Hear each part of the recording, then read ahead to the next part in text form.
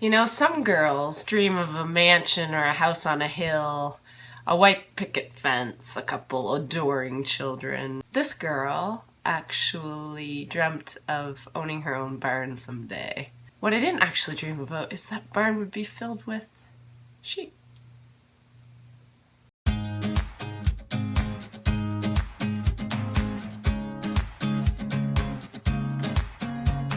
So I had a good night's sleep last night, and if you follow me on Snapchat or Instagram, you might have noticed that I've been a little bit frustrated.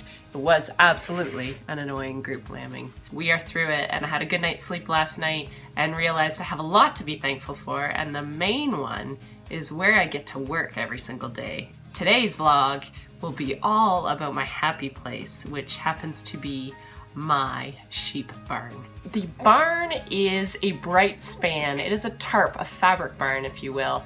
I call it my giant circus tent. Lit up at night, it actually does look like a circus tent. We decided to do the tarp barn basically for the versatility of that barn. Heaven forbid if something did happen to me or happened to the market and we decided to get out a sheep, it would make a really big commodity shed or storage. We are predominantly a grain farm here. The sheep is kind of a new side business that I kind of manage. The actual style of that is an apex, and the barn is 252 feet long and 80 feet wide. I have curtains on both sides, and they actually go all the way right down to that floating foundation.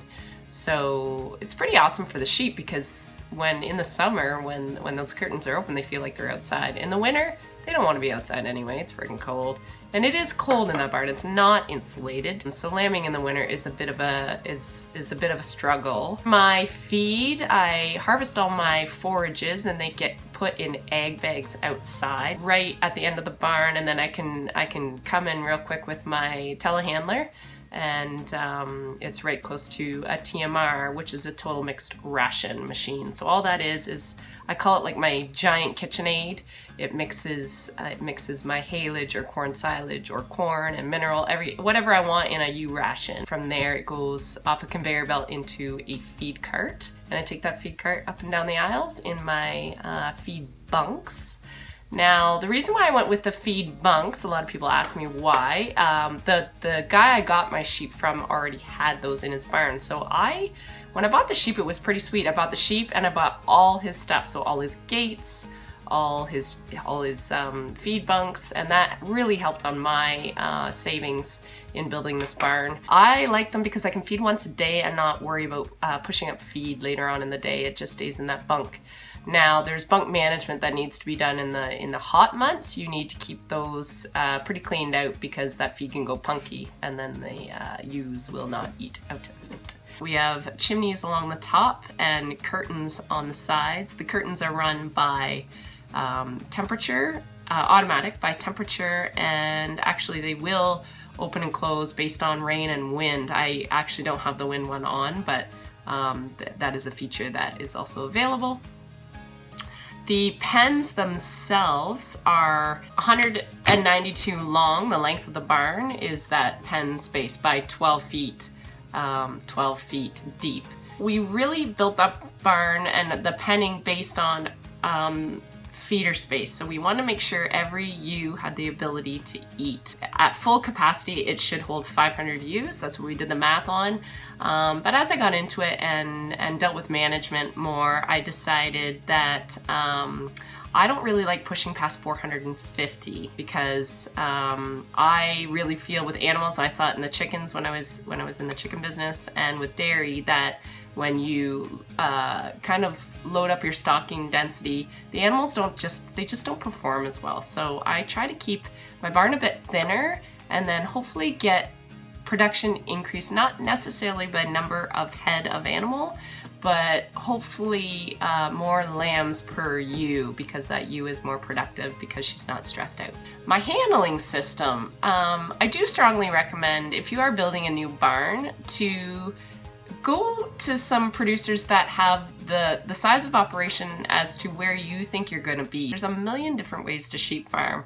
So visit different ones that you think will fit your management style and really, really, really ask questions about their handling system, because what I found is it was the last thing I thought about, but it's the one thing that I use the most. What I ended up getting was a Marweld system. That system is great. The newer ones are a lot better. I actually just purchased a few new panels for it where the tops drop down, and they are a lot lighter because they've changed the metal inside to a white, more of a poly insert, which makes them a lot lighter. Me being a woman, I like things that are a little bit lighter because I'm lifting stuff all the time, and by the end of the day, I'm tired. Same goes with the lamb penning. I went with that very small 4x5 little panels. They're so light and they're so easy to put together, and I'm moving them all the time. We actually first started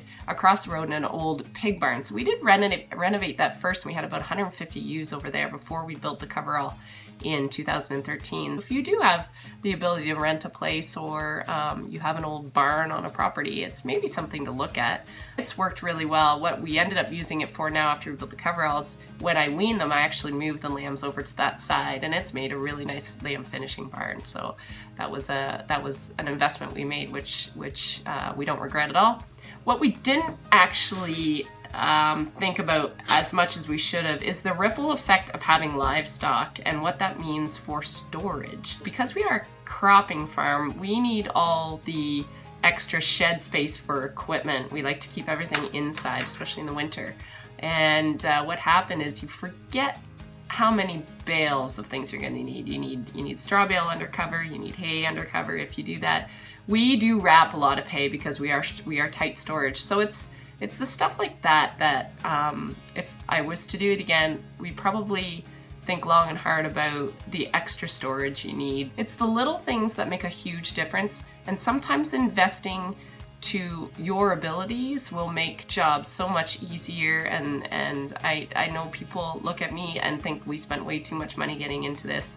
I'll tell you, I don't regret one penny that we spent. In fact, every few months you're like, oh, I wish I'd done this, I wish I'd done that. So don't be afraid. If a bank is willing, and I mean, this is all, it's not paid for. I mean, the bank owns it, but if the bank's willing to maybe step up and you can find some equipment, and you can find used equipment too, that's just as good. There's people getting in and out of sheep all the time. So look for that too. If you build your barn with happiness in mind, I think you get so much more out of more return than you give it credit for, because you want to be in there working. I'm in my barn more than I'm in my house. I guess at the end of the day, even on a really bad day, even when stuff's going wrong, I mean, it's still a joy to walk in that barn every day, because it's a nice barn, and I feel pretty blessed that I get to work in that every day. So if you are building, good luck. I don't like the building process. If you want to compare a coverall to a pole shed, I get asked that question quite a bit. I have never built a pole shed for animals, so I can't really comment on it. I think financially, just from groups I've read on Facebook, I don't think there's probably a lot. You might even be able to build barns cheaper from what I've heard. So it really is all your preference, what you would prefer working in. I always thought I would rather work in a barn, honestly, because that's all I've ever worked in. But after about a year working in that coverall, I actually prefer it. I do like it a little cooler in the winter. I find the lambs and the animals are healthier when it's cold. Once they're past that 24 hours of crazy when they're lambs, they actually do pretty good in that cold because it kills all the bugs. Those off days that your temperature really swings, that's when the coverall acts a little more like a greenhouse effect. So that part's not great.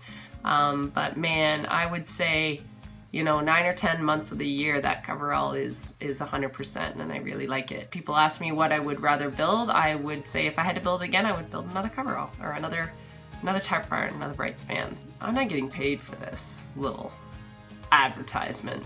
but I do get asked a lot on this barn. Thanks for watching, everybody.